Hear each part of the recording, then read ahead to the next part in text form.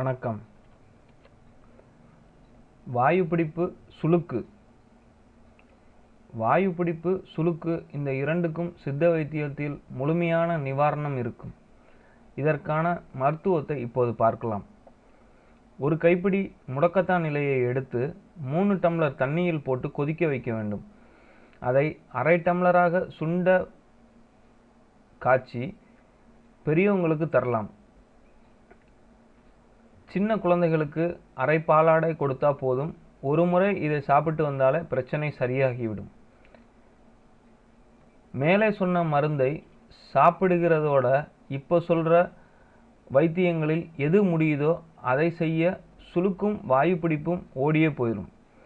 5 gram முருங்கைப்பட்டை, 1 கணு சுக்கு, புளியங்கொட்டை அளவு பெருங்காயம், 1 டீஸ்பூன் கடுகு எடுத்து தண்ணி விட்டு அரைச்சி கூலான பதத்தில் கரண்டியை வச்சு சூடு பண்ணணும்.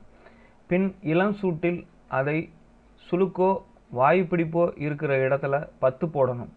இதை ராத்திரியில் போட்டு காலையில் கழுவிடணும்.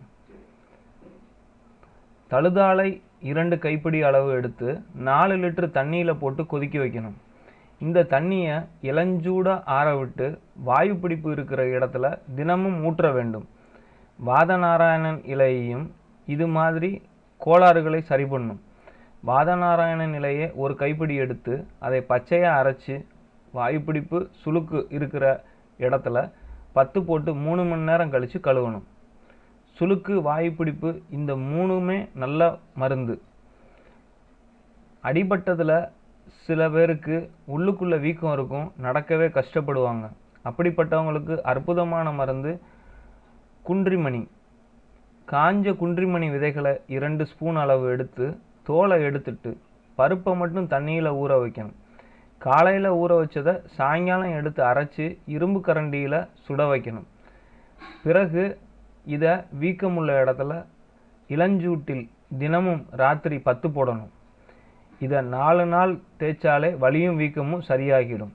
தேவைப்பட்டால் 1 வாரம் கழித்து திரும்பவும் இதே வைத்தியத்தை செய்யலாம். சுளுக்கு, அடிபட்ட வீக்கம் இந்த இரண்டுக்கும் பிரண்டை நல்ல மருந்து.